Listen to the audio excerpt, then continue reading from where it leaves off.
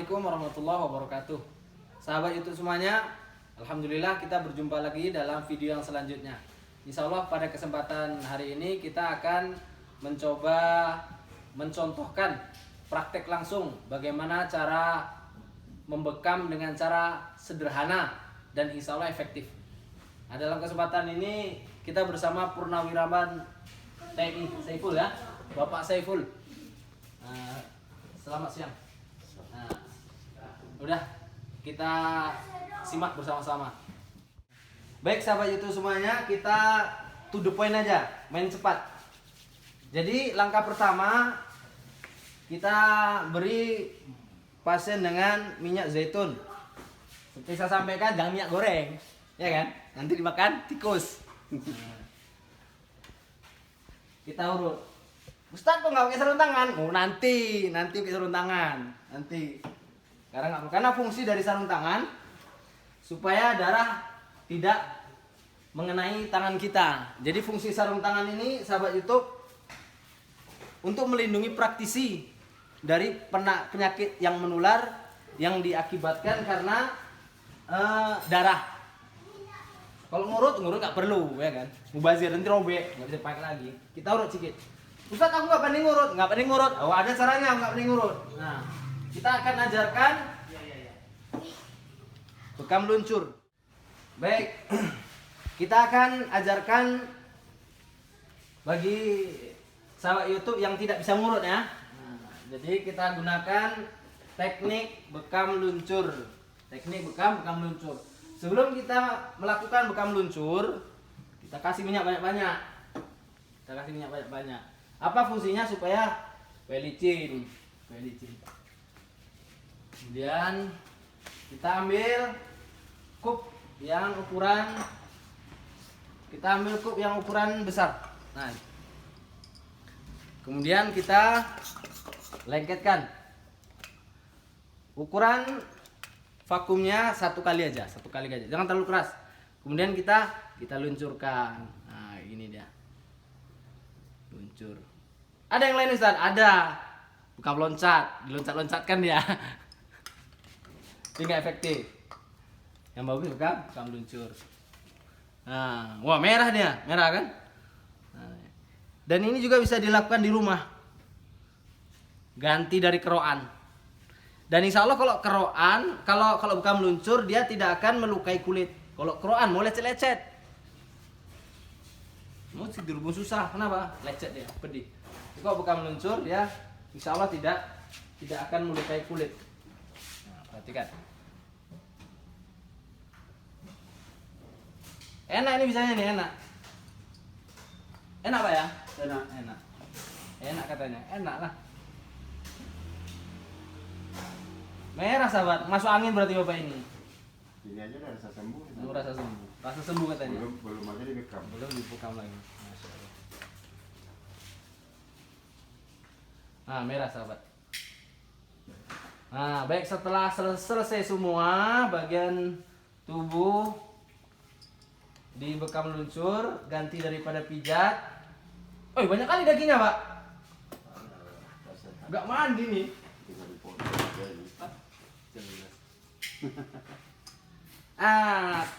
Trik yang kedua.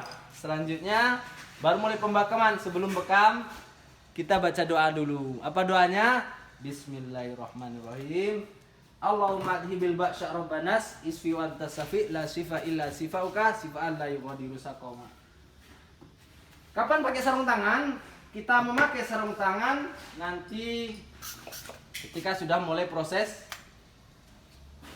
penusukan. Kita ambil beberapa titik yang ringan tapi manfaatnya luar biasa.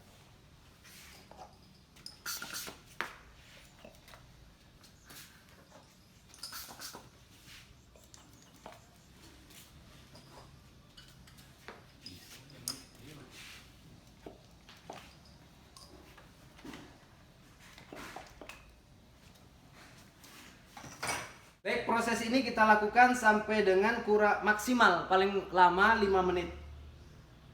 Bisa kurang bisa, bisa kurang. Bisa mungkin nanti 2 atau 3 menit. Bisa kurang dari itu Ustaz. Bisa juga kalau udah kesakitan dia. Udah kesakitan, maka kita buka. Kalau kita kurangi volumenya. Ngik. Nah, ya kan? Kalau kesakitan. Tapi kalau enggak kita biarkan aja. Fungsinya ini adalah untuk mengumpulkan toksin-toksin yang ada dalam tubuh. Mengumpulkan toksin-toksin yang ada dalam tubuh sampai nanti terkumpul semuanya, baru kita lakukan penusukan. Baik sahabat YouTube semuanya, sambil menunggu 5 menit kemudian kita persiapkan jarum. Nah, jarum 1 pasien 1 jarum. 1 pasien 1 jarum. Mulai dengan penusukan, maka kita pergunakan sarung tangan, sahabat.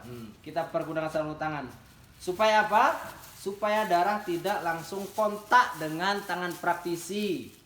Kita dalam rangka berhati-hati. Mana tahu nanti pasiennya kena penyakit HIV, kita nggak tahu apa-apa, tahu-tahu udah kena kan nggak enak ya kan. Yang berbuat dosa orang yang kita dapat penyakitnya, ya. Antisipasi. Antisipasi ya. Kok nggak dimbos? Lupa.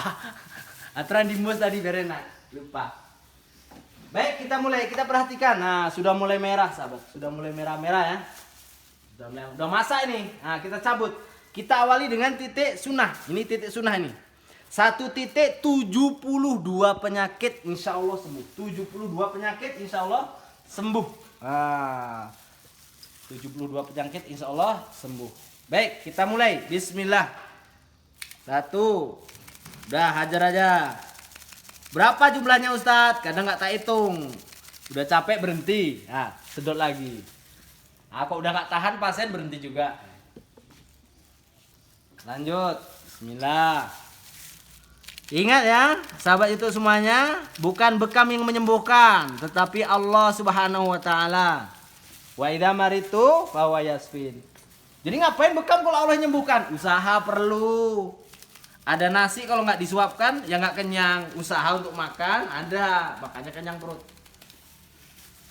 Usaha untuk berobat. Mudah-mudahan dengan bekam sembuh. Putaran cemana Ustaz? Ya, berlawanan jarum jam bagus. Kalau enggak cemana? Ya nggak apa-apa. Kok pakai jarum nggak sunah Ustaz? Sunah juga. Kan zaman Rasulullah SAW nggak ada jarum, adanya pisau, maka pakai pisau. Hijamah itu kan sayatan Ustaz. Iya sayatan. Tapi kalau pakai jarum pun nggak masalah. Kan nggak ada larangannya. Kecuali dilarang iyalah.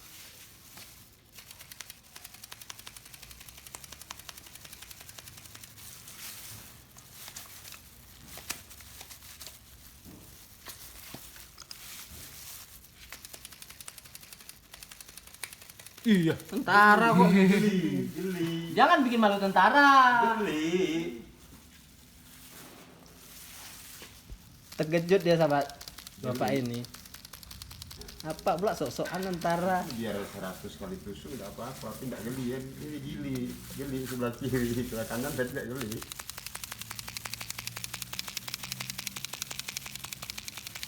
Jadi penggunaan sarung tangan adalah untuk antisipasi menjaga supaya pasien tidak langsung kontak dengan darah, supaya pasien terhindar dari penyakit yang menular. Perhatikan sahabat, darahnya, subhanallah keluar banyak.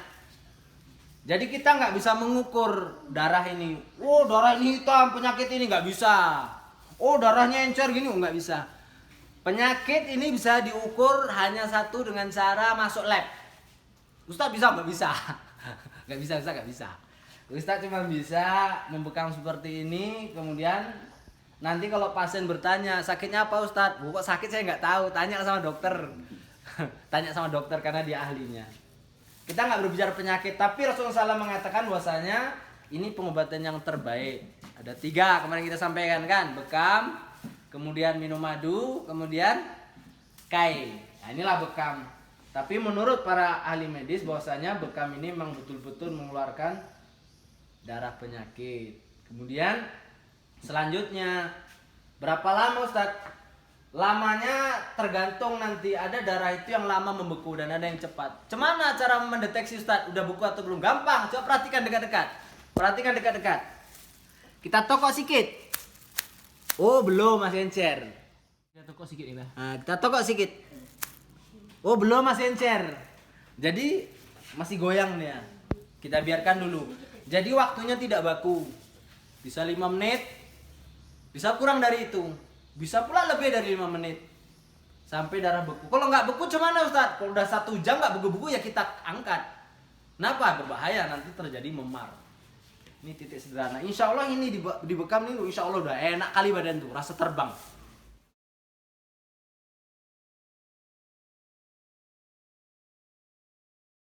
Baik sahabat itu semuanya.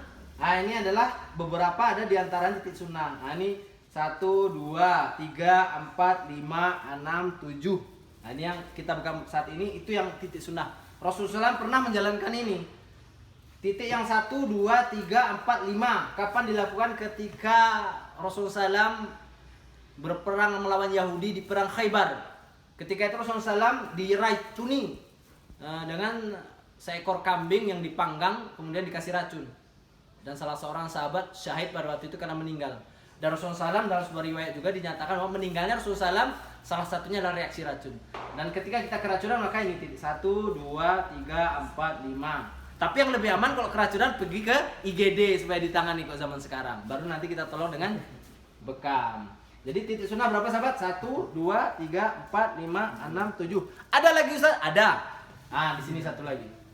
Nah, dalam kesempatan lain akan kita jelaskan nanti. Untuk kali ini cukup ini dulu.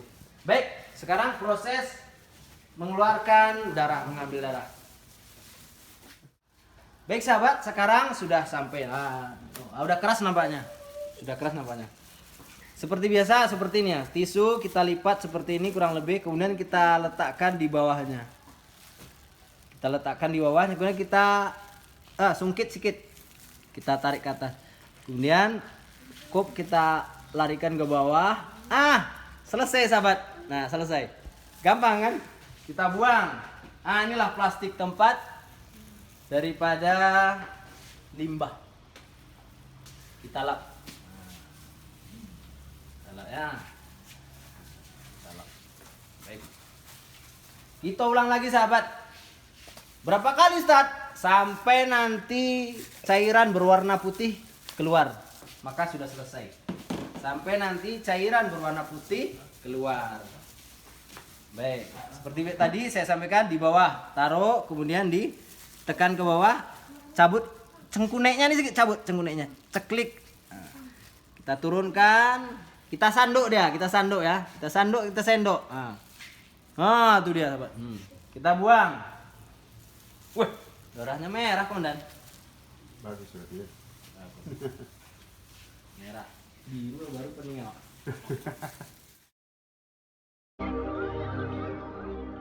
Jangan lupa ya, subscribe, like, and share ya, untuk dukung channel supaya berkembang. Sahabat, kita sampaikan tadi sampai berapa lama Ustaz? Berapa kali, berapa lama gitu. Sampai seperti ini. Perhatikan sahabat. Kita buka ya. Sampai dia mengeluarkan cairan bening seperti ini, maka itu alhamdulillah tuntas. Tuntas ya. Silakan di zoom. Nah, tuntas. Dah, tidak ada masalah. Kemudian yang ini sahabat perhatikan. Coba perhatikan lagi. Ini udah 2 kali juga, tetapi masih banyak mengandung, maka ini perlu kita lakukan 1 kali lagi tarian. Karena masih mengeluarkan darah. Sahabat semuanya, inilah titik simpel untuk pemula belajar bekam. Dan ini bisa dilakukan untuk keluarga. Tapi tidak saya sarankan untuk buka praktek. Kalau nggak praktek, belajar dulu sempurna belajarnya, lengkap sempurna ilmunya, baru gak praktek. Tapi kalau cuma untuk bekam mungkin paman, bapak, adik, insya Allah nggak ada masalah. Ini titik-titiknya ini, insya Allah nggak ada masalah. Asal jangan orang pingsan aja lah dibekam. Tapi kalau orang sehat dibekam kayak gini, insya Allah ini manfaatnya sudah luar biasa. Ya demikianlah untuk praktek bekam keluarga, mudah-mudahan bisa bermanfaat untuk teman-teman semuanya. Insya Allah akan kita sambung nanti dengan titik-titik bekam untuk orang kolesterol, orang jantung, orang sinusitis apa namanya, Baik, sahabat YouTube semuanya, alhamdulillah proses pemakaman telah selesai bersama Bapak Purnawirawan TNI, Bapak Saiful. Nah, beliau alhamdulillah masih dalam keadaan sehat. Mari sama-sama kita bertanya kepada Bapak Saiful, bagaimana sensasi setelah melakukan bekam? Bagaimana Pak setelah melakukan bekam? Ada enak rasanya? Alhamdulillah enak. Badan saya terasa lebih ringan, segar. Itu yang saya rasakan. Nggak kena segan itu? Hah? Nggak kena segan sama saya? Tidak ada. Berarti bukan karena segan sahabat, memang betul enak. Ya, Kalau segan nanti jauh. Oh gitu sekarang nanti jauh. Jadi mudah-mudahan kita doakan kepada Bapak Saiful, mudah-mudahan sehat selalu, bisa beraktivitas lebih baik. Ya, lebih baik. Alhamdulillah. Terima kasih Pak. Sama-sama. Ya udah Pak. Baik sahabat YouTube semuanya, sudah saya contohkan. Biasalah untuk channel ya kan, supaya eksis, ilmu lebih bermanfaat. Bagaimana caranya Ustadz? Subscribe, like, and share channel kami. Mudah-mudahan apa yang kita sampaikan, apa yang kita lihat bisa bermanfaat untuk umat. Wabillahi taufiq wal hidayah. Assalamualaikum warahmatullahi wabarakatuh.